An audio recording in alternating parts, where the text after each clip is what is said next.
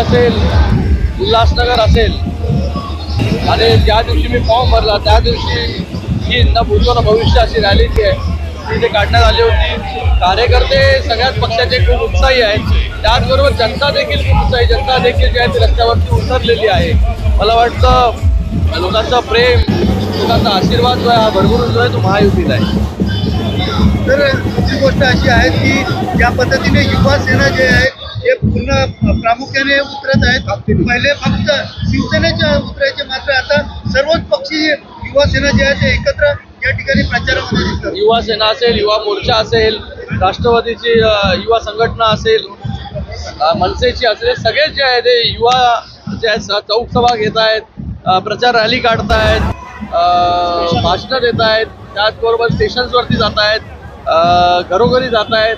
मला वाटतं सगळ्यांमध्ये एक वेगळा उत्साह आहे, वेगळा जल्लोष आहे, वेगळा जोश आहे या इलेक्शनला घेऊन.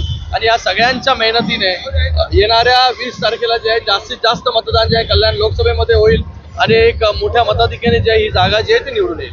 आज डोंबिवलीमध्ये विनायक राऊत साहेब आलेले आणि मुख्यमंत्र्यांवर आणि भाजपवर सडकून टीका केली आहे. अरे दुसरं काय त्यांना काम उरलंय का टीका करण्याशिवाय?